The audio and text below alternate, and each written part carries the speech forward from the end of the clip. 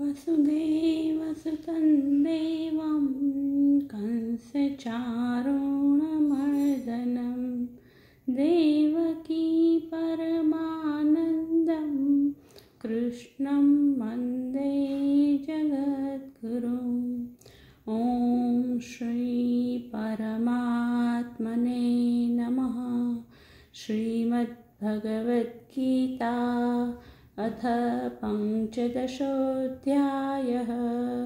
श्रीभगवानुवाच ऊर्ध्वमूलमधः शाखम् अश्वत्थं प्राहुरव्ययम् छन्दांसि यस्य पर्णानि यस्तं वेद स वेदवित्। अधश्चोर्ध्वं प्रसृतास्तस्य शाखा गुणप्रवृद्धा विषयप्रवालाः। अधश्च मूलान्यनुसन्ततानि कर्मानुबन्धीनि मनुष्यलोके।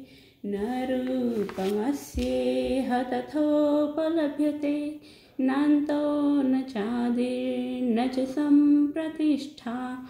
अश्वत्थमेनं सुविरूढमूलम् असङ्गशस्त्रेण दृढेन छित्त्वा ततः पदं तत्परिमार्गितव्यं यस्मिन् गता न निवर्तन्ति भूयः। तमेव चाद्यं पुरुषं प्रपद्ये यतः प्रवृत्तिः प्रसृता पुराणी।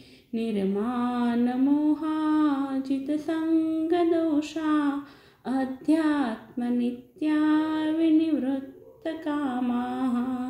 द्वन्द्वैर्विमुक्ता सुखदुःखसैन्यैर्गच्छन्त्यमूढा पदमव्ययं तत्। न तद्भासयते सूर्यो न शशाङ्को न पावकः। यद्गत्वा न निवर्तन्ते तद्धाम परमं मम।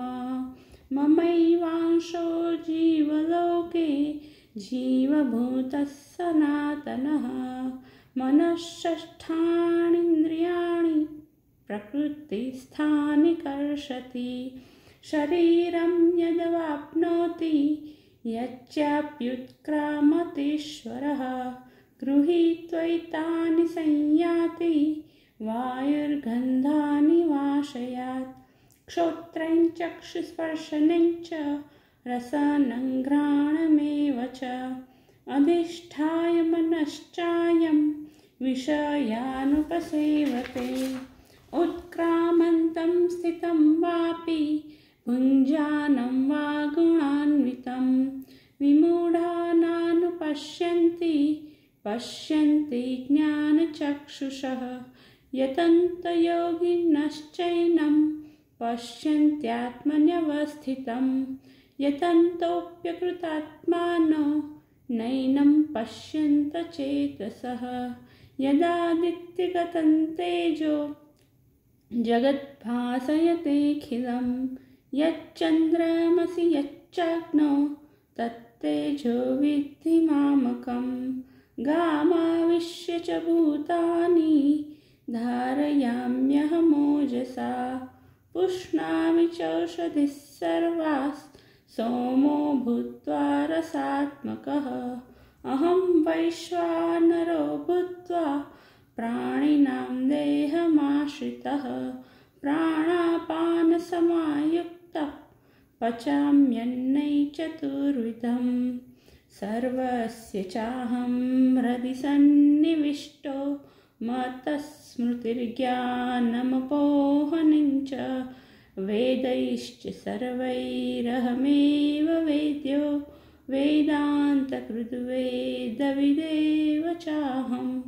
द्वाविमो पुरुषो लोके क्षरश्चाक्षर एव च। क्षरः सर्वाणि भूतानि कुटस्थोऽक्षर उच्यते। उत्तमः पुरुषस्त्वन्यः परमात्मेत्युदाहृतः। यो लोकत्रयमाविश्य विभर्तव्य ईश्वरः। यस्माक्षरमतीतोऽहम् अक्षरादपि चोत्तमः अतोऽस्मि लोके वेदे च प्रथितः पुरुषोत्तमः यो मामेवमसम्मूढो जानाति पुरुषोत्तमं स सर्वविद भजति मां सर्वभावेन भारत इति गुह्यतमं शास्त्रम् इदमुक्तं मया नघ एतद्बुद्ध्वा बुद्धिमान् स्यात् कृतकृत्यश्च भारत। ॐ तत्सदिति श्रीमद्भगवद्गीतासु उपनिषत्सु ब्रह्मविद्यायां योगशास्त्रे श्रीकृष्णार्जुनसंवादे पुरुषोत्तमयोगो नाम पञ्चदशोऽध्यायः। ॐ श्रीकृष्णार्पणमस्तु। योगेशं सच्चिदानन्दं वासुदेवं व्रजप्रियं धर्मसंस्थापकं वीरं कृष्णं वन्दे जगद्गुरुम्।